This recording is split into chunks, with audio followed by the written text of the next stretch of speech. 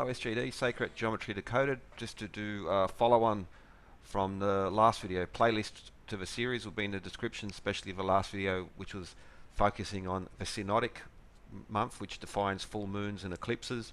The calendar month of 30 days is built around the Synodic Month, which is one full moon every 29.53 days. It's a relationship of time, Sun, Earth and Moon. One orbit of the Moon around the Earth in relation to the Sun. That's a Synodic month, 29.53 days. But as with these systems, it always has multiple layers, deeper layers, time, but also distance. So the diameter of the Earth times 29.53 is the distance from the Earth to the Moon. It's a relationship of time, it's a relationship of distance. Now we need to consider this Rosicrucians, Theosophists, these other groups throughout time have passed on this symbolism. For instance, we'll see in a modern Masonic tracing board we have the Doric, Ionic and Corinthian columns, but this is ancient Greek architecture. Doric, Ionic and Corinthian are schools of architecture, but they're also schools of measurement. Now for instance, we'll see the Doric and the Ionic and the allegedly modern English foot built into the Salamis stone. This particular item has connections, we'll see more in future, to so much astronomy, but metrology, especially the meter and the second and the Egyptian royal cubit.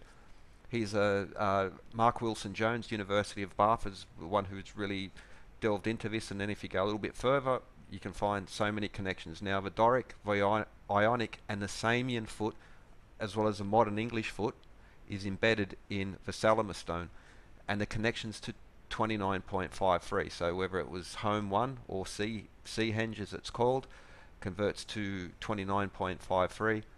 You'll find with these stone circles, also mentioned in the previous episode, modern architecture, especially that connected to the esoteric or the occult schools, they will convert at to 2953, or just a shifted decimal place in Doric, Ionic and Samian scale, which is exactly those which are embedded in the Salamis stone, Doric, Ionic and Samian. The Salamis stone itself, well, it's a 2:3 ratio, which is the Vesica Pisces as well. The Vesica incorporates this information in there, but across, I'm just showing here from focus on the stone circles in Scotland and England, but the systems of measurement just by coincidence will blend at Doric, Ionic and Samian at 29.53 or 2953 or 295.3. So back to this Salamis stone again, Mark Wilson Jones. So we have the Doric, the Ionic and the allegedly modern English foot. The perimeter or the edge length also embeds the Samian scale, and there's lovely connections in regards to the Salamis stone and Vitruvian man, famous for Da Vinci, but going back to Vitruvius. Weights, measures, guides of geometry and astronomy, also the guides of weights and measures such as Thoth or Hermes. Previous earlier parts of this episode I was using Vitruvian man and showing these connections between man is the measure of all things and the inherent proportions of man, how they relate to systems of measurement also spoken of in ancient texts. For instance, a person should, ideally speaking, will be 4 cubits high and 4 cubits from fingertip to fingertip. So Egyptian royal cubits, which links us to the Grand Gallery, where we have one Egyptian royal cubit, 2 in the middle and 1 on the side. Therefore, the Grand Gallery of the Great Pyramid, 4 Egyptian royal cubits high. You see the Egyptian royal cubit, Old Kingdom, throughout the pyramid. So back to the Salamis stone, the Doric and the Ionic especially, systems of measurement, but it just so happens that the musical modes, Ionian or Ionic and Dorian or Doric, are also embedded in there, and you'll find that throughout ancient architecture, for instance the Colosseum, Doric, Corinthian, Ionic and Doric, but you'll see it in modern architecture, especially anything remotely connected to Freemasonry. So Salamis stone again, the perimeter or the length, the width or the height converts beautifully to Samian units. The Salamis stone itself, 3:2 ratio. The Vesica Pisces, once again, which is a defining feature of the Colosseum or Chartres Cathedral, so many others, which embeds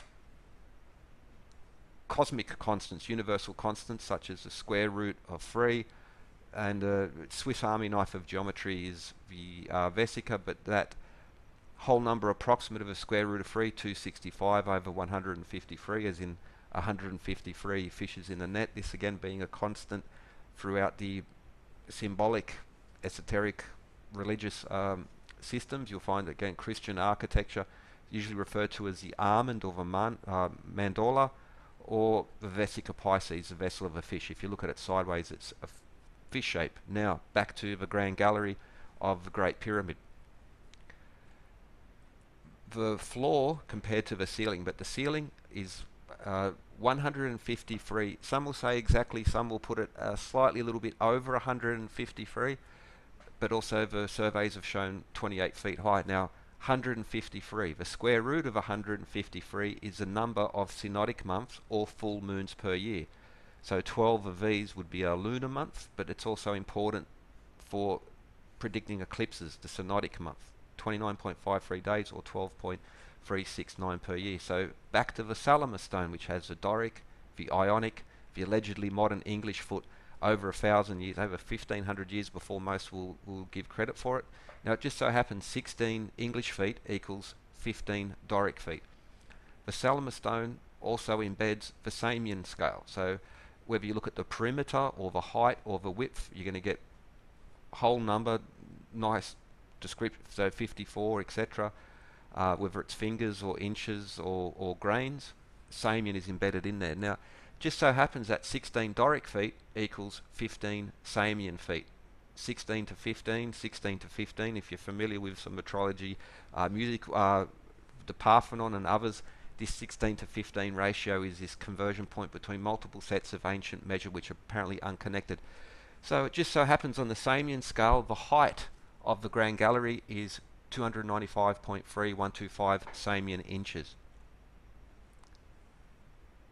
So the Great Pyramid, previous episodes in this series, the astronomy, the geometric constants, the geometry and math, universal constants, so often repeated, not just in proportion but also in size. The length of that ceiling of the Grand Gallery Grand Gallery times pi is the height of the Great Pyramid, and multiple references in proportion but in measurement related to natural cycles of time, natural relationships of distance, and back to the universal constants of geometry and math and how they wonderfully blend into the full moon or the eclipses. Previous couple of episodes also mentioned the sidereal month, which is also embedded in the Great Pyramid in multiple forms as a proportion but also as a system of measurement. So what you have in the Great Pyramid in a measurable, tangible, observable, repeatable sense, which will also apply to other ancient structures across the world, also apply to modern important structures, major public buildings, cathedrals, and interestingly enough, the architects such as Norman Foster, who is still working, the buildings he is going to design in the future you can predict what the buildings by these architects will be, and they will be these numbers, they will be these measures. So it's one thing to explain what's happened, but this method of proportion, symbolism, and metrology will actually predict what's going to happen in the future in major public buildings, cathedrals, etc. With that, have a good one. It's a textbook in stone.